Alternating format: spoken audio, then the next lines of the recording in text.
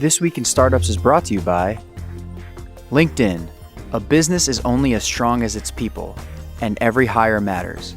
Go to linkedin.com/twist and get a $50 credit towards your first job post. The Hartford knows that being a founder means having to make a lot of choices and that you've got enough on your plate without having to worry about getting the right small business insurance.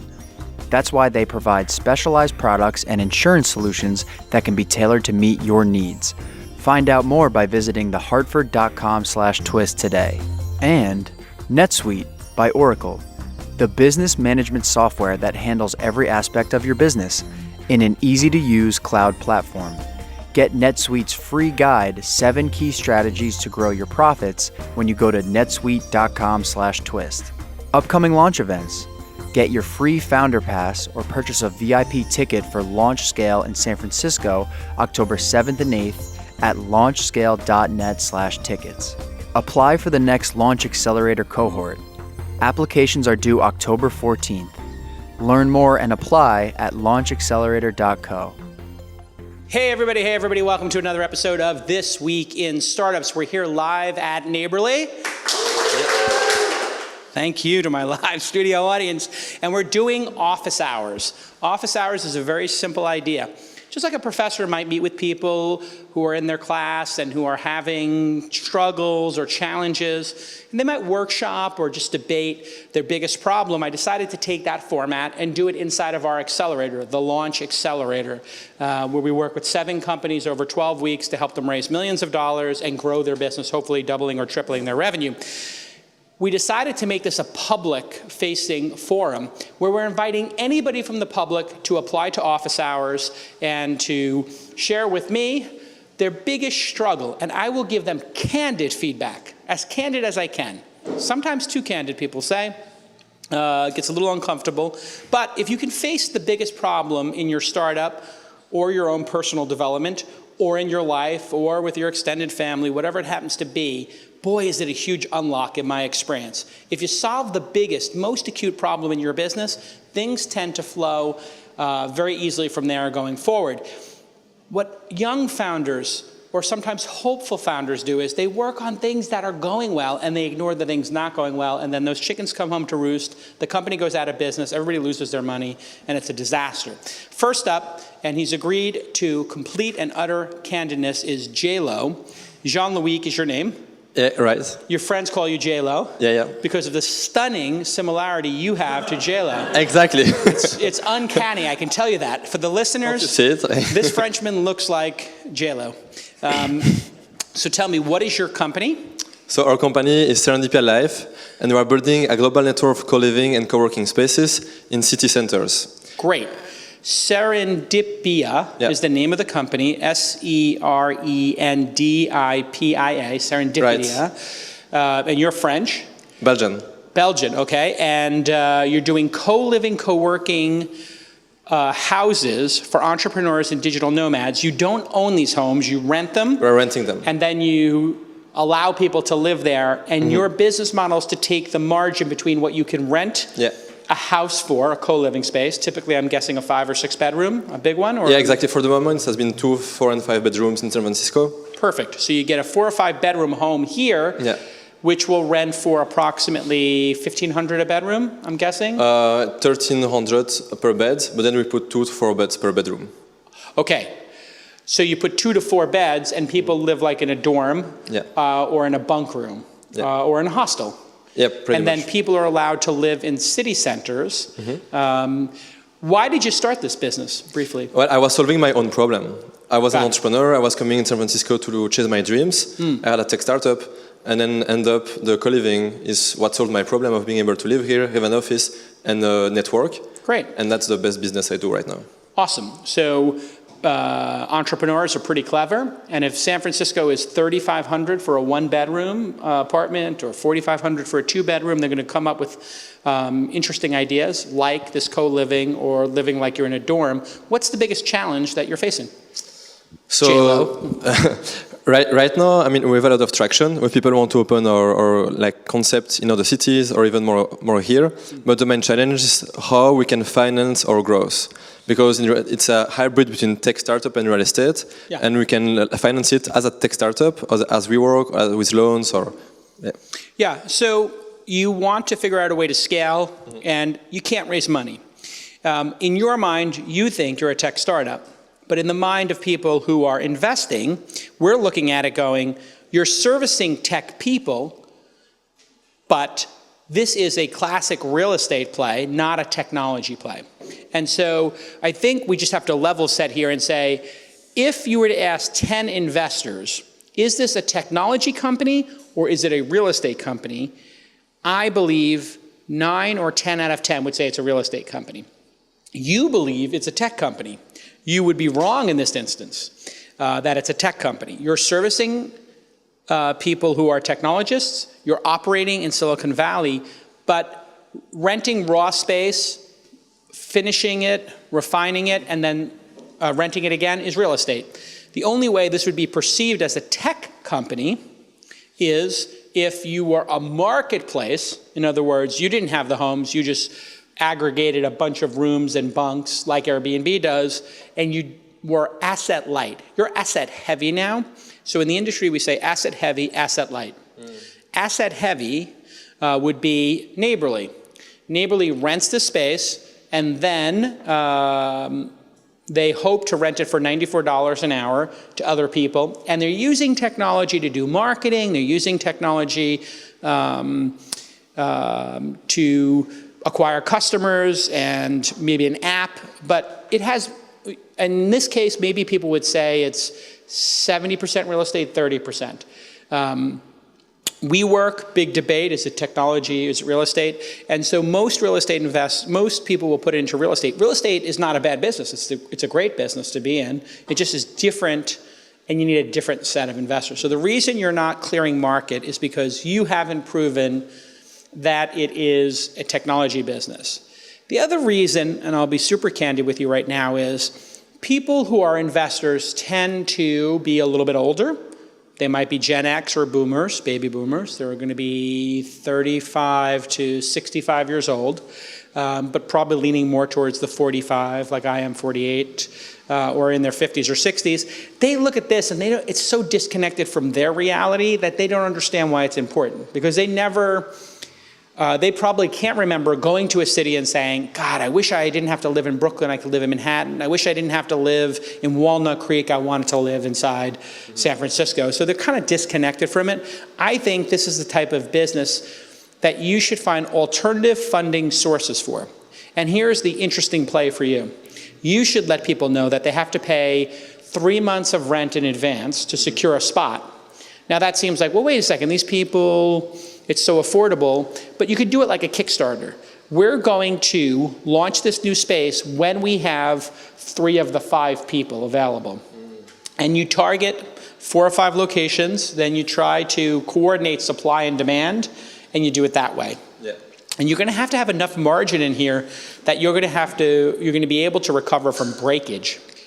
In other words, somebody breaking the lease and leaving, somebody breaking the space and having a crazy party. What's the margin on the business? 20%, 30%?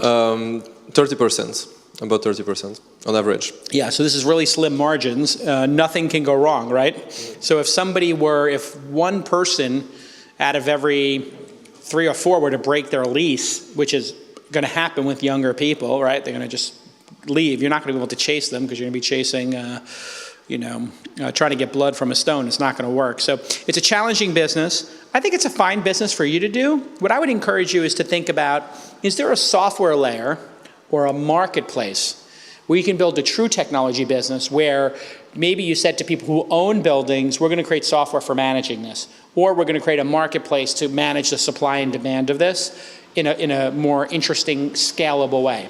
And it's fine to do things that are not scalable. Paul Graham always says, from Y Combinator says, do things that don't scale. But what he means by that is do things that don't scale in your first year or 2, and then figure out a way to scale the hell out of them. Right? Airbnb was not scalable until it was, and you're in that sort of category. Any follow-up questions? Yeah, I mean, also right now we have somebody in Miami who is interested to franchise it. So like the franchise model is like more scalable because then it's like asset light. So that if you're going to do the franchise model, what you would say to somebody is, I will give you the ability to do Miami. We'll give you a 1 year. If you can get up to 20 customers per month, then we'll extend it.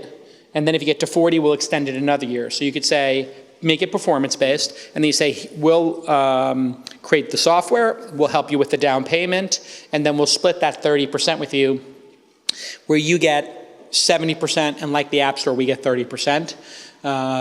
That is a possibility. And I think young people are being really clever. In the housing crisis, we're trying to attack it with Blockable, which is making housing that will be faster, and get to market 2 or 3 times faster at lower prices. But we need solutions like this as well. So I think it's a really great idea. Good luck with it. Thank you very much. All right, we'll be right back with more on Office Hours.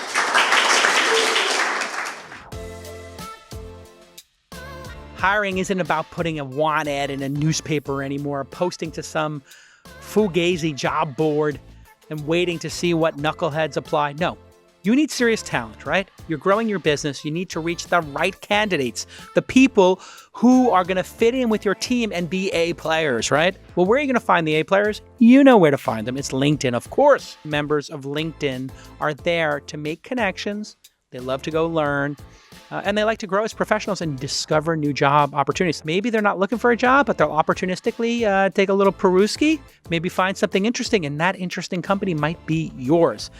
In fact, a hire is made every 8 seconds on LinkedIn. That's it. 1, 2, 3, 4, 5, 6, 7, 8. Somebody got hired on LinkedIn. That's how LinkedIn gets your job post. They get right to the people who have the skills, hard and soft, to solve the problems you need in whatever role you're trying to fill. I know this because we filled a number of important positions here at our company by using LinkedIn. And I'm going to give you $50 to use towards your first credit in just a moment. Here you see CMO Presh posting for our new client service manager position in our Toronto office. We have this growing podcast and we need someone to maintain the client relationships and help us with growth and marketing and all that good stuff. So we write in the skills we need. We write the description. We add some additional screening questions. These are critical. Great hack. Screening question. Why do you want the job? What podcast do you listen to? Things that people who don't care about the job will skip. And it's all done within a couple of minutes. He sets his daily budgets and he's on his way to finding a qualified candidate. And the first $50 is on them and me, your Uncle Jason. Go to linkedin.com/twist, linkedin.com/twist, and get a 50 clams from LinkedIn and Jason. Go ahead, go to linkedin.com/twist. Okay, let's get back to this amazing episode. All right, welcome back to Office Hours. That was pretty good. Sophie is here. She's from Resprana, Resprana, Resprana, which is a personal air filtration nosebud. Yes, correct. Okay, so the brown cloud from India to Shanghai is now connecting. Yes. LA, thanks to Trump, deregulating. Tremendous growth, okay? Yes. Tremendous growth when you deregulate. But when you deregulate and you allow people to pollute, here's the other part, LA smog going back up. Yeah. We had a 30-year trend going down. Right. Tragic. So Or you're going to even- make something yeah. I stick in my nose Yes. that makes the air I breathe cleaner. Correct. So dystopian. Yes. I want yes. it. This is great. Show Yeah. it to me. How does it work? Yes, please. So I'm going to put the mic down, but maybe you can narrate as I'm doing so. All right. Sophia has a little blue box, and it's she's opening it, and it looks like an Apple product, and it's about the size of a little cube, maybe bigger than a dice. And then this looks like an earbud, and she's literally sticking her earbuds into her nose. And this is not a put on. I'm not being punked here. The world is so dark and crazy that you now have what looks like tribal piercings, Yes. but instead, your 2 nostrils are filled. Yes. You can pick up the microphone now. Yes. Your 2 nostrils are filled with what looks like AirPods. Yes. Yes. And it's not restricting your breathing in any way. Close your mouth and give me a good inhale. It's working. And then exhale through the mouth. Namaste. Great. So here, if I breathe in through my nose with these ridiculous-looking Respranas. Duos. The duos. And hopefully not too much snot comes on them. But No, pretty clean. you clean them off. I guess they're not for sharing. Personal use preferably only. not, yeah. Yeah, that's always a weird one when people are like, oh my God, listen to this song, and they hand you your AirPod. I'm like, really? You're going to love this toothbrush here. Feel how firm the bristles are. So is this for Shanghai and for New Delhi, where the particles per is 200 now, and it's unhealthy every day? Or is this for during forest fires in California? Yeah. So you're right on to our segments, right? And so we've identified that there are very different use cases around the world. And the initial inspiration came from understanding the daily use case scenario in New Delhi in particular. But what we identified is that as there's this growing market for people who are so concerned with their health and at the forefront of consumer products to better their health, there's also a huge use case for U.S. citizens. Those who are living in cities like New York and LA, where there are specific needs. LA for daily smog. New York, the subways are extremely polluted. Cities like San Francisco, where we experience forest fires almost on a seasonal basis now, unfortunately.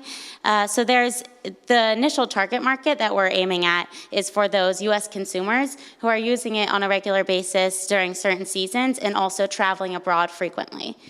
What about if it's not a specific season in terms of something acute like forest fires or smog days, where we have specific smog days in LA? There might be 10 or 20 a year, but it's not 365. But if you were a runner, yes, and would this increase my performance because I'm going to get less particles?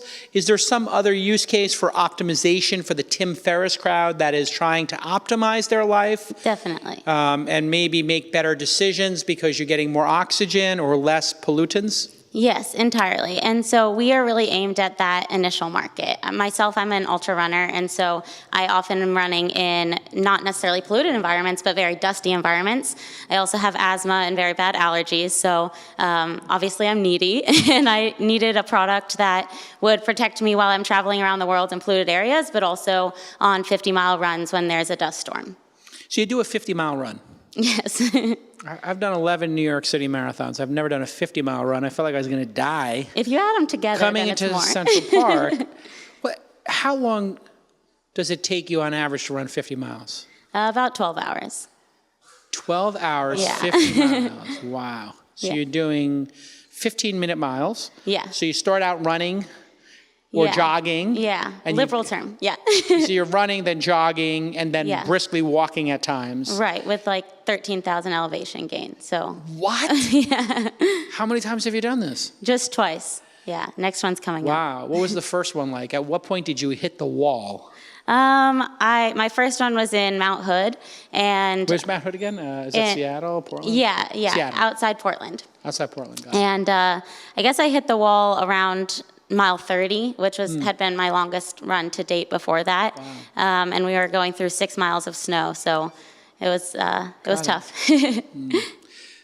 So the next day, I remember when in my marathon years, walking downstairs was like getting hit with a club or a shot, like those things they shock bulls with. What do they call that? Yeah. Like a stun gun. Yeah. It was literally like a stun gun to your knees and ankles. What do Yes. your ankles and knees and hips and joints feel like after 50 miles? More like the Tin Man, just kind of like robotic legs. You're walking. Yeah. And it's just brutal. Yeah, The next day. definitely, What does it take to recover? About 10 days?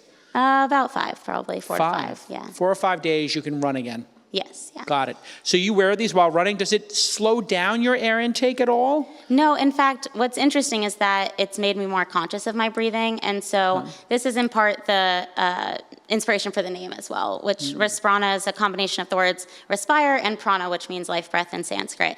And the idea is that there are a lot of studies about the benefits of breathing through your nose and having conscious breathing, and having a product that is improving your health, and it creating a perfect seal with your nose allows you to also enhance that conscious And this is breathing. not a smart device. It doesn't have Bluetooth yet. It's not connected to your phone. Not at this point, right? But let's just project out 5 or 10 years. Yeah. And Bluetooth and it being a smart device was possible, which will happen in 5 to 10 years. If this was connected to your app and you had a Resprana app, what would it do? Yeah, so we actually... Or have you thought about that? Yeah, definitely. So we are in constant communication with a company called Breezometer, and they have some of the cutting-edge technology in IoT solutions for pollution data. So by network effects, they're able to have a lot more information on what's going on with pollution to a block-by-block basis. So we could find real-time information on every block we're walking on. You could actually understand what type of particle it was, too, probably the size of the particle. Exactly. Yeah. And so a small sensor on every Resprana product would allow for a greater network of that connection. In the case of an anthrax-style attack, terrorist-style attack, chemical attack, would this protect you in any way? Or could you make one that did? Yeah, so what we have patented at the moment is the exterior product and the way that the filter is inserted. And some of the expansion areas are including other types of filters or even different kind of medications that could be consumed through the nose over the period of a day. Oh, well, that's super interesting. So anything that, and what do they call it? Aerator? Yeah. And is it called an aerator or an aspirator? There's some term for it. Yeah. Anyway, you could shoot that in micro doses through your nose over time. Yes. Well, that's fascinating. Yeah. And what about just putting a general flavor in it so I could smell the world? Like if you're on BART, yes. doesn't smell too great. Right. So you're saying I could have lavender fields on the BART? Yeah, actually we're partnering with a Japanese company called Takasago, and they are working in innovations across different types of scents and perfumes. And so that's also a possible application for down the line. And I'm supposing we could put cannabis in there and we could all just be every time taking a hit. Right. Doing massive nostril stressful bong. meetings. Exactly.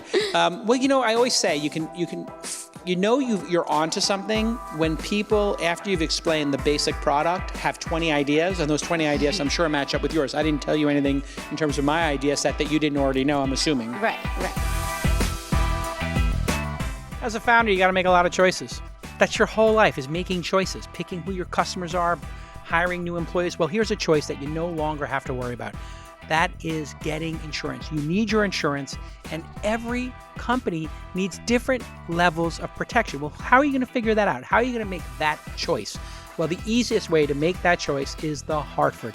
They provide products and capabilities that allow you to select a solution that can be tailored to your needs. The Hartford has a dedicated team focused specifically on the needs of small businesses, and they've had that team in place for over 30 years, and they were the first to do it. They serve over 1 million small businesses across the USA. Think about that. Over 1 million businesses are using The Hartford. The Hartford knows that technology is integral to your business, and when that technology fails, and listen, it happens to the best of us, the financial impact is huge. It can be life-threatening. It could kill your company. You can be sued over these errors, and we see it happen all the time. So, most traditional liability insurance policies are not designed to respond to financial claims in a lawsuit. But The Hartford can help protect against these and other risks. And they can do it in a way that's right for you as an individual. So I want you to find out more at thehartford.com/twist. HARTFORD. thehartford.com/twist. You know it. With small business insurance from The Hartford, the buck's got your back. All right, let's get back to this amazing episode. So what's the biggest challenge that you have with Resprana, and what's the domain name so some people buy them? Resprana.com. Okay, Resprana.com. If you're in New Delhi, a runner, asthma, etc., this might be something you might want to try. What does it cost, and then what's your biggest challenge? $25 for the initial sale, which you'll see here comes with a couple replacement filters, and then it's a $10 fee for 6 replacement filter sets, which you can either do by subscription or just as needed. Fantastic. What's your biggest challenge? You actually started alluding to it yourself. As we are seeking our seed round at the moment, we're having trouble showing that high growth value proposition of all of those other potential products, while we're also still gaining momentum on our first product. So showing that we could have a multi-billion-dollar valuation, but right now we're focused on the market for this filter. Yeah, so in the investment community, people look at products like this and say, this is not venture scale. Right. They might even say it's lifestyle. What they mean by lifestyle, I've said this many times on the pod, is not an insult like you might take it. What a lifestyle meant when people said this is a great lifestyle business, they meant not that it's a great lifestyle business, it's a great lifestyle. Like, I have a great lifestyle. I work 1 hour a day. I'm doing the Tim Ferriss 4-hour work week. And this business generates enough money for me to just work on it 4 hours a week. What a great lifestyle I have. So they'll be able to figure a world where this has a 20 or 30% margin. You're direct to consumer. Maybe you're in some select stores where people might have an affinity towards something like this, like a doctor's office, et cetera. But not for venture, not venture scale. And I think that's just the reality of a product like this. So I would not try to convince venture capitalists at this time because they have too many choices of software companies. Yeah. Imagine you're a venture capitalist, and I'm a seed investor, angel investor, so I'm a little bit earlier than them, but the way they think today is, how do I put $10 million into a company and get 50 times that amount back? Right. So I want $500 million for the $10 million I give you. That's a big, big interest rate when you think about it that way. So thinking about how hard that would be and what unnatural acts Resprana would have to do to get that return, you might want to pause for a second and say, what are alternative funding sources for this? Well, there's obviously Kickstarter, there's obviously Seed Invest and Republic and crowdfunding sites like that, where people might have a different reason to invest than 50x. They might have a 5x window they're looking to get a return on, and they also might want to see you succeed in the world because they are emotionally tied to the product. Right. And I think that's the better way for you to go with this product. And then there are people who specialize in floating the receivables. It's called factoring, where you sell the receivables in advance. And there are devices like that to help fund something like this. And I think matching the capital expectations and the funders to the founder is really important.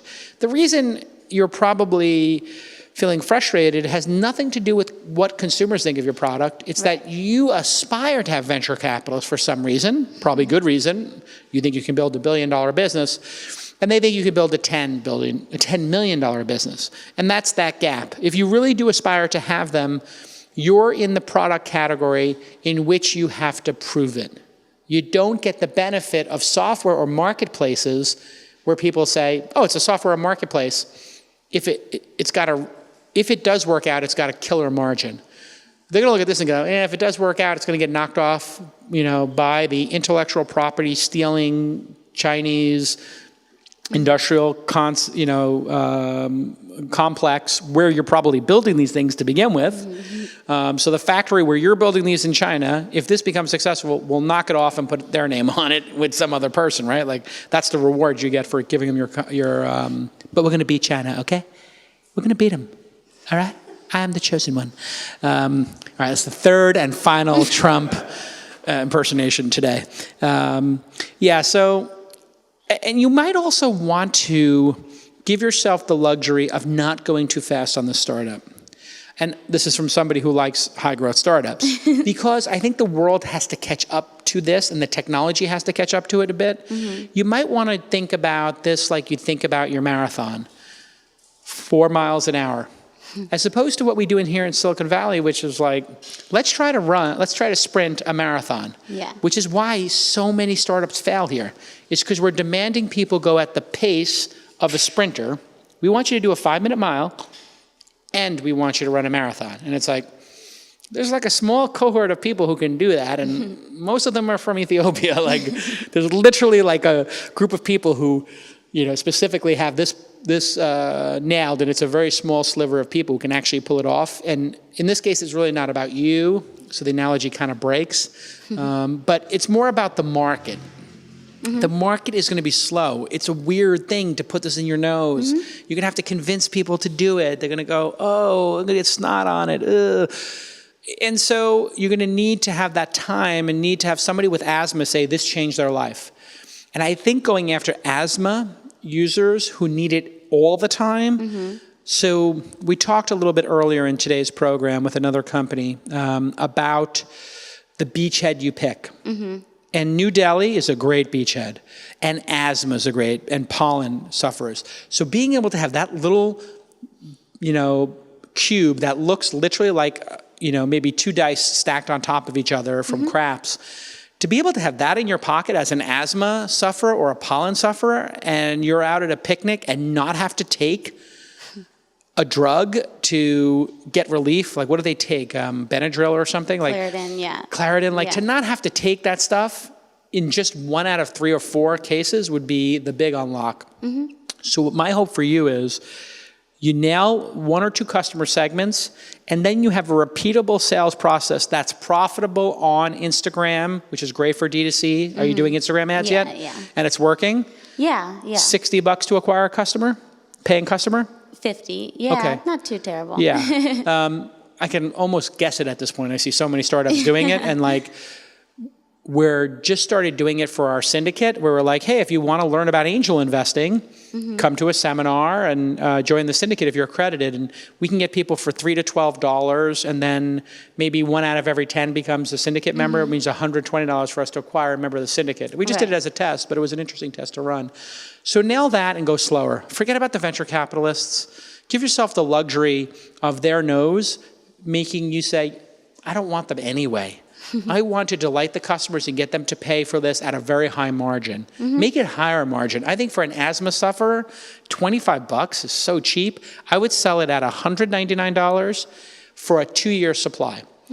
And I would test that so that if you were spending $50 and it cost $50, you make $100. And instead of having the venture capitalists do this, you spend the money on a great ad, you stop wasting time meeting with them because they're not going to get it anyway, and they've got too many choices on their menu, and make it from the asthma sufferer or the person in New Delhi who's an executive, who cares about their family and is in traffic commuting or something and can afford it. Like they're working at IBM in New Delhi, not they're working at the market in New Delhi and $200 is what they make a month.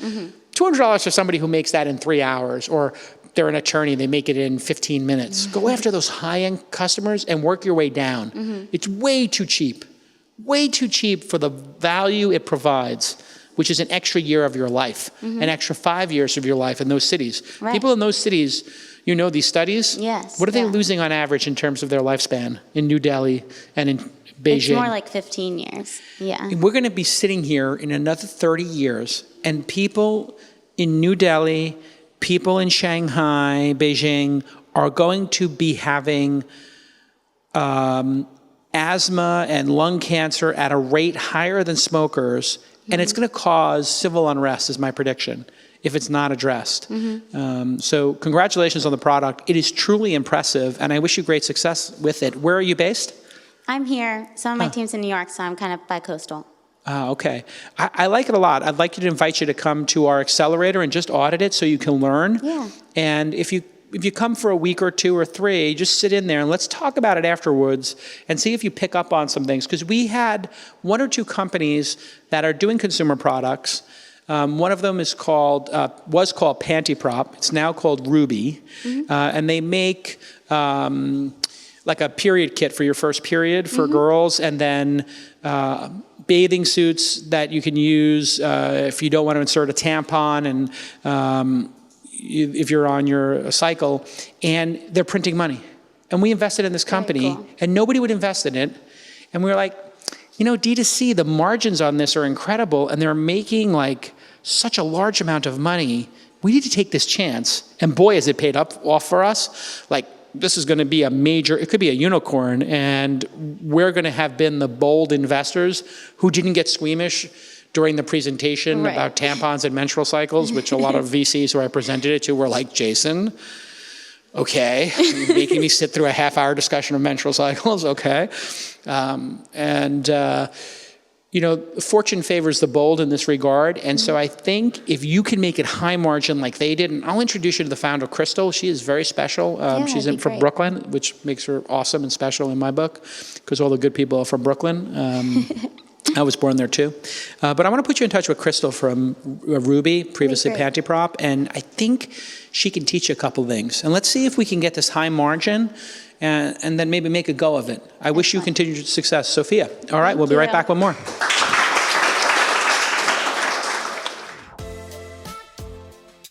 If you don't know your numbers, if you're not on top of your numbers, you don't know what's going on in your business.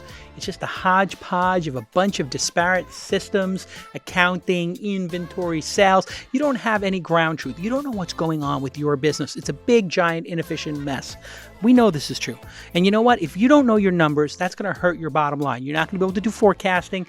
You might run out of money. You might miss opportunities. And that's where NetSuite by Oracle comes in.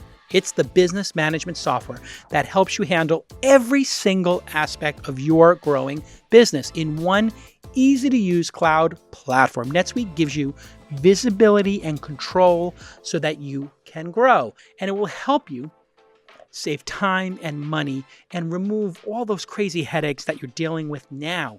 You're going to get all of your sales information, your finance, your accounting, orders, HR instantly on your desktop or on your phone. That's why NetSuite is the world's #1 cloud business system. So here's your call to action. Right now, NetSuite is offering you valuable insights with a free guide called the 7 Key Strategies to Grow Your, not your business, your profits, even better. And you can get this guide right now, netsuite.com/twist. And here it is. I've been reading it. It's awesome. netsuite.com/twist. Go ahead and get it for free. Get that free guide, the 7 Key Strategies to Growing Your Profits. And, some of them, driving down costs, that's another way. Tax, regulation, compliance, you need to know about that. Selling more to your existing customers, AKA land and expand. Finding new channels to reach your customers, new revenue streams, and of course, unlocking global markets. So much good stuff in here. Go ahead and get it at netsuite.com/twist. Thanks to NetSuite for supporting independent media like This Week in Startups. Let's get back to this amazing episode. Okay, welcome back to Office Hours at Neighborly. Next up is Eugene from ZYRL. Tell me, what is ZYRL? So basically what we do, if you ever been inside a Panera Bread or McDonald's, you have that self-service kiosk. We give that to quick service restaurants. And the thing that makes it special is on the back end, we take that POS data and turn it into autonomous marketing for that small business. Okay, so I'm well aware that Panera Bread, when New York City went to $15 an hour minimum wage, was like, okay, who can we fire? Yep. And they were like, oh, cashiers provide no value. They're just sitting there. Let's have people order from the kiosk. Mm-hmm. And now McDonald's has kiosks. Correct. I'm not sure how that's going for them. How many McDonald's have kiosks now? I would say probably 20 or 30% of them. Got it. And so that's going to be everywhere. Correct. And consumers are attracted to the kiosk, or they use them under duress, or they love them? No, they love them. Why do they love them in your... most of it is just because streamlining, being able to see the meals that you're about to eat because of the images, things of that nature. So it's faster? Faster, all of that. Okay, great. And you don't need to talk to humans? Nope. So our dystopian journey to never talking to each other and having society become completely isolated silos continues, and you're at the forefront of this absolute... Pushing the revolution. Listen, I invested in Cafe X, right? But here's the joke, where Cafe X is so profitable that they can afford to have a greeter there to just talk to you and ask you about your day. And so I told them, like, instead of having nobody there, I say we just hire somebody for $15 or $20 an hour to play violin or guitar or read poetry. Yep.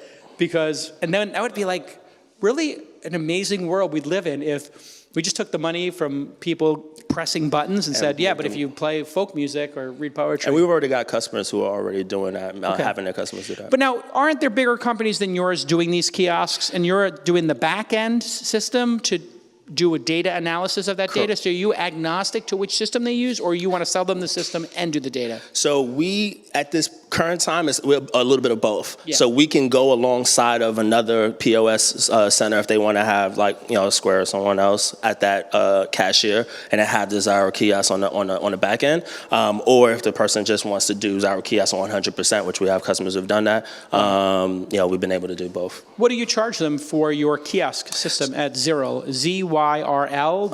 ZYRL.us. Got it. So the hardware is completely for free, and then we make a transaction model on the back end. How much per transaction? Anywhere between 3% and 5%. Got it. That's in addition to their credit card fees. Correct. And how does that compared to Square? So the difference is mostly wrapped around Square doesn't have a self-service. Why not? Why, it seems like that would be a no-brainer for them to let people order. They just pulled out of like a lot of the user interaction stuff. They decided to go all the way bank back-end infrastructure. So they want to go finance, they not want to go do finance, the not consumer user Interesting. interaction. We'll see if that continues. What's the biggest challenge? So right now, I don't know if you probably don't remember. We talked about this in February, and we had basically we're just a beta. You were at Founder University or the accelerator application? I think it was Founder University. Got it. Okay. And we just had a beta test. So we went from basically 0 to hundreds of customers in the last couple of months. When you say customers, they're people paying you. Yeah, we went from not free trials. No, we're doing about $25,000 a month right now. Yum. Appreciate That's where it. I like to engage. Okay, continue. You have me at $25,000 a month. So we've been growing at about 60% a month over month, and the transactions have been crazy. So the problem seems like a kind of dumb problem to have, but the problem is that we're growing so fast that we're trying to balance the risk of spending money on the upfront hardware, so we don't make our money back for 3 months. Yeah. So the balance of trying to do that with growth and knowing that if on our next round that we raise, the valuation of where we are, it's based on how much money we spend. Yeah. What does it cost for per kiosk? So it costs us about $500 to $600 a kiosk. Got it. And most places have 3? Most places will have 1 to 2. Yeah. So, and you're currently saying, let's not do these kiosks. Let's not charge them for the kiosks so we have an easier time getting into the store. Business, And have you A/B tested, going into 100 restaurants and charging them up front for the hardware, and then having a discounted, or a lower fee versus having a higher fee and not charging you? Have you A/B tested that? So we did initially test that, and the major kickback was that a lot of the other businesses that do have a self-service kiosk, the upfront cost is $5,000-$6,000 upfront to switch over to kiosk. So it was a better. Yours would only be $2,000. Correct. To put in 3 and still be profitable. So I think you're making the classic mistake a lot of founders do, which is they are so desperate to get growth going, to feel that yes. You want to feel that yes, right? When you go in, and you don't want to, right now you visit 10 places, you get 2 yeses, 1 yes? No, 5. Great. So you don't want that to go down because you want it to go up. But you want that metric to go up, but it works against you. So what I would encourage you to do is just run a proper A/B test where you randomize the next. Do you do in-visits to try to sell these? You have a sales process? Perfect. Demos, So I would randomize your virtual demos with your in-house sales team. Are you the in-house sales team, or do you have any? We have a team, Perfect. You have 1 or 2? We have 2. Perfect. I take the 2. I would randomly assign them the first call of the day, the odd number calls that they go out with, they try the $2,000. The even number ones, they try the $0 up front, but a little bit of a higher fee. And I would do that test for a week until you get some meaningful statistics, like let's say 100 calls of each, and then see what the statistics say. Then I would discover another test. Then I would try, $1,000 a kiosk, but fee-free for the first year.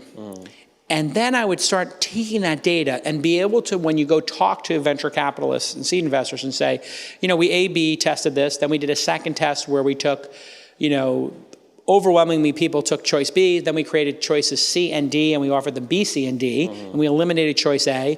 Then we brought back choice A and we tried to do, choice C and D, and just keep iterating on that. Just like Lean Startup, Eric Ries's great book, or Lean Startup, and some of the great stuff on there. Just type Lean Startup, and you'll see a ton of people have different theories about this. But I think you got to A/B test it and then present that to the investment community. Makes sense. And then you'll come across as super credible and considered. You already come across pretty strong now, and 25K is strong, 60% growth, strong. It would be even stronger for you to go to them and say, listen, we're bootstrapping now, so we charge for the hardware, but when we don't, we close 50%. When we charge for the hardware, we close 10%. We need your money to unlock that. Makes sense. Because a lot of times investors want to know what's the use of the proceeds. And it makes them feel really good that they can be of use, right? So this is a huge unlock for you. You're going to the investment community and saying, we've got a great business. It's growing at a nice clip. we have one thing that's creating friction and slowing us down. It's that we charge people for the kiosks because we can't afford to just make it back in month 18 or month. Right now, your payback period for the kiosks is 3 months. You say, right now, payback period is 3 months. We can't float all this, so we got the payback period back to 2 months, but we charge a little bit. We want to just be able to triple the number of salespeople and be able to offer them 3 kiosks for free and training.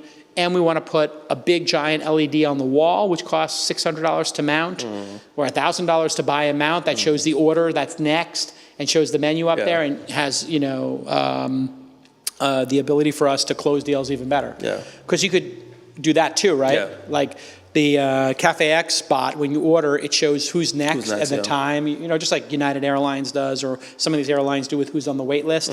They're investing in those monitors to share data, to make consumers feel more love, and there might even be a higher level of this. You might be able to get VCs to underwrite $5,000 or $10,000 in hardware. That makes it even better, because do you have a kiosk system for tables with tables? Now you have full service restaurants. We're working on it. Right. So I just went to ramen in San Mateo with the fam, and because it's so hard to get a waiter and service people in San Francisco, restaurants with like $20 entrees are now getting rid of waiters, and it's a little bit weird. You'd be like, well, I'm paying $20 for ramen. Shouldn't I have a waiter take my order? And it's just like, can you find us a waiter? We can't find any. It's 35 back to the $3,500 a month to live in this town in a shoebox. So because they can't find waiters, that's driving more of these kiosks, even to restaurants that people would say, that's weird. Why would that restaurant have it? That's a high-end restaurant. I think eventually it's going to be like, we're going to be sitting in tablecloth restaurants, with $30 and $40 entrees, and there'll be a kiosk on the table, and you'll just order from that, and people will be ordering like, $70 steaks from a kiosk and feeling good about it, and there'll be no more waiters. Weird world. Okay, good luck with it. Awesome. You're kind of where are you based again? Right here. Yeah, so you're kind of getting into the zone for our accelerator. 25K and growing is where we kind of like to meet with people. So let's follow up after the show. All right, thank you. Good job. All right, big round of applause for Eugene. Welcome back to Office Hours at Neighborly. Thank you to my live studio audience in the sweltering August heat in San Francisco. Global warming, it's not true, okay? It's the Chinese are doing global warming. It's a big, huge hoax, okay? Omar, tell me, what is your business steps? Wonderful. What do you do? So we saw a problem in the world with the advertisement industry overall. Facebook, Google, everyone. Small businesses hate impressions, clicks, because they're not selling anything with that. So we created a platform that creates achievements for users so they can unlock the deals and the discounts that these businesses are already advertising on Facebook, Google, and so on. Okay, so instead of buying ads based on impressions, how many people saw it, clicks, which could be click farms or doesn't really mean anything, drive-by clicks, and a small percentage of people do it, you're telling local businesses, a very difficult market to go into, they should build loyalty programs. And the loyalty programs, like when you used to get a card where you click off 10 Frappuccinos, you get a free one at Coffee Bean, in Santa Monica, you get the free one. And you're going to enable that for local businesses. Essentially. Got it. But this is where it gets interesting. Okay. So we are actually creating the first subscription-based marketing platform for those businesses to put their deals, which for them is continuous marketing, and for us, it's recurring revenue. Got it. So you're going to aggregate all the deals and present them to consumers and help them get customers, and you call this company Groupon. Yes. Got it. So I bring that up because somebody did try that before. So is your business selling them the software and taking a SaaS fee, software as a service, getting money from small businesses to pay for the software? Or is your business, I am going to deliver you customers, you pay us per lead? Which is your business model? No, we take a fixed fee every single month, and that does not change. So if they have 1,000 customers or 10 customers, it's the same exact fee. Okay, so you're a socialist. Everybody pays the same. Everybody has the same service. So, but isn't that leaving money on the table?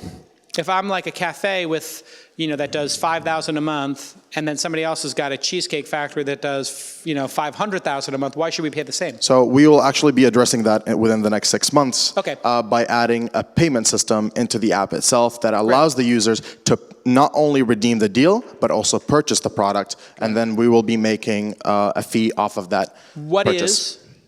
And by the way, just point of order, you can pay Facebook and other folks based on leads. So there's another way. You can get a lead gen. We do that ourselves.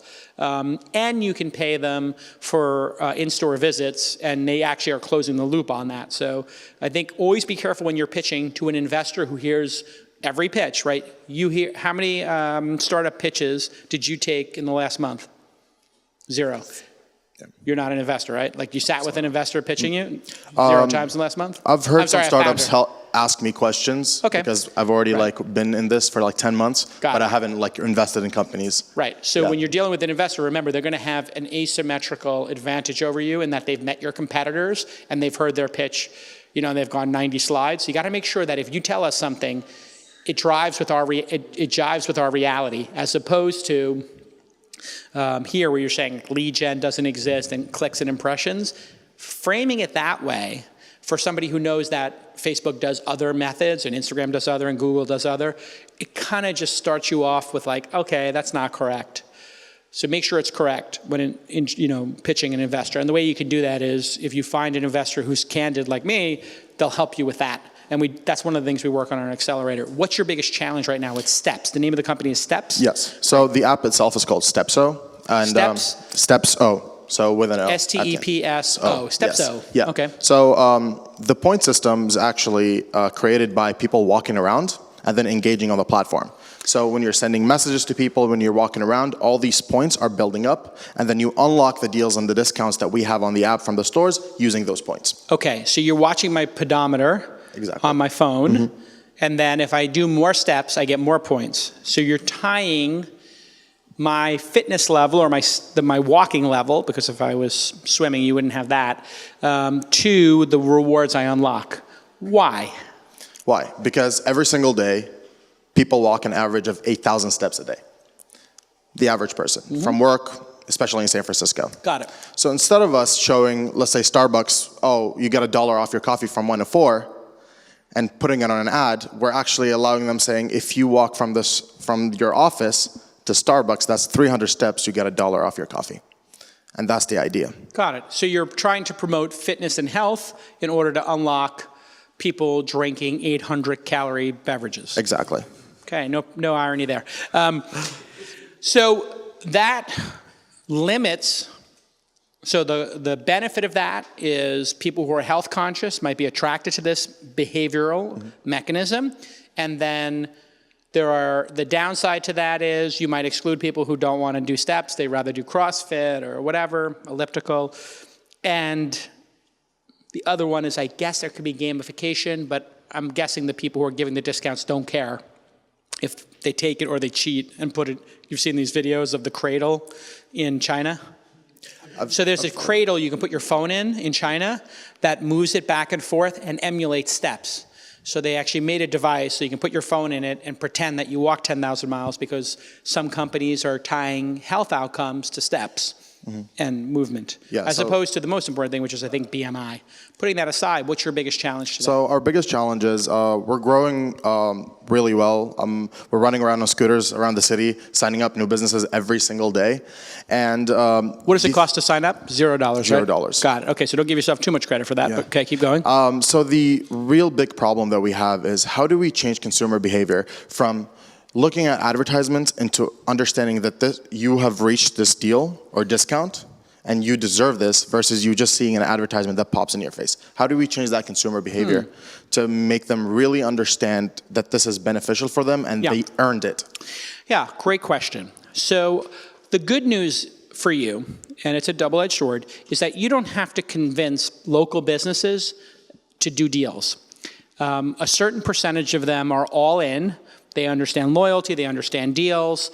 They've had a decade of Groupon, Living Social, Foursquare, Google, Facebook, everybody knocking on their door, Open Table for 20 years, I think. and Signpost, which we're investors in. Zillions of people have, and now with all the delivery services, they're used to technology. They went from being completely not technically savvy to now having 8 iPads at the front of the pizzeria and taking orders from them. And they're becoming so complex that there is now an iPad I got pitched on that unites all the other apps into one central location. That's where we're at with local businesses. So you don't have to educate them. That's why you're signing them up with no friction. That's great for you. The problem is, in order for them to pay attention to this, you have to beat out other things on their plate like Uber Eats, Postmates, and DoorDash, which are driving massive revenue for them. So the benchmark is now high. You have DoorDash and Uber Eats driving 20 incremental, customers every day, which could be the difference between them being profitable or not. And so there is a challenge there. What you haven't figured out is the customer supply. You got the supply down, the restaurants, but the demand side you're trying to figure out. How do you get customers to get into this? And I think the way you get customers into this, if you're going to go after the health food conscious person, the fitness person, I would limit the focus just to that. They call this in the business a beachhead strategy or a wedge strategy, as if you ever chop wood? You seem like a guy who's chopped wood. Once, probably. Yeah, when you get good at chopping wood, they have specific, you can chop wood with an axe, but then they have another one that's a wood splitter, just for wood splitting. It's really heavy, and you hit that wedge, and it just cracks the thing in half, as opposed to an axe, which is meant more to chop off a piece. So if you're using that wood splitter, it's going to be much more efficient. And the analogy here would be, if you're going to go after steps, maybe you're going after people trying to lose weight or who are fitness nuts. Maybe there's a subset of restaurants that would love the idea of giving a discount to somebody who walked 10 miles yesterday. And they might be very interested in knowing who that person is and getting them into their funnel, because they know that the person who does a 20,000 step day is going to come there and love the kale and love the green smoothie and pay $11 for juice. And then the other customers who come through Groupon or Living Social, they might be more interested in having a little Coke Zero, right? They're not going to ever pay $11 for a juice. So skimming the cream and getting the health conscious consumer might be a better bet for you, because you're going after everybody. You're agnostic. I think that's probably the mistake. If you're going to tie this to fitness, go all in. Maybe BMI, maybe if they've lost 10 pounds in the last month, you're rewarding them and you're saying, hey, you did a great job, and they want to meet people who are in that process of losing weight and feeling great and, buying new clothes, et cetera. So maybe you can skim all the health conscious people and they're worth more to other folks. And that's where the behavioral hook comes in. Now, once you have that behavioral hook, I can tell you that a major driver of behavior is peer pressure and groups. So Fitbit, the reason I'm still on Fitbit, the reason a lot of people love Fitbit is because they have a really great group feature. And when you're in a steps competition, we were doing step competitions with my friend, and we were doing $1,000 a day if you didn't hit 10,000, so there's a real price to pay. I mean, these are maniacs, degenerates, but they're my friends. That's the kind of stuff where the group feature, where you say, hey, if we all walk 10,000 steps today, tomorrow the 10 of us can go to this restaurant and we're each going to get 50% off. So that would be cool. Now you've turned me into the 10,000 step person who loves their Fitbit. And I challenge my friends, hey, everybody do 10,000 on Tuesday. We go here on Wednesday. We get 2-for-1 entrees. And they get to bring 10 people to the place. So I think leaning into that health conscious consumer is your best bet. And let's say you do aggregate them, what would the world look like if you had the 25,000 people in your database in the 10 major cities who are the health nuts? What could you do with those 250,000 people? Well, if you had those 250,000 people in your app, using it, high engagement, and you went to somebody like Nike, or they might be like, wow, you do have 250,000 people in all these cities? Okay, that's kind of interesting to us. Or if you went to Vitamin Water, that might unlock something. They want to do a special for them. So or like these D2C brands. There's got to be a D2C brand like maybe 8 Sleep, which I love, and has been an advertiser on the podcast, and I love it. Or Peloton, which is an advertiser on the podcast. I love that product. Maybe they would want to tap in and say, yeah, if you get your 10 friends to do, 30 miles this week and you collectively do 3,000 miles, we'll give you all $100 off a Peloton or whatever, right? So I would pull that string and just get that beachhead. All right, good luck. Let's hear it for Omar. Thank you. Well done.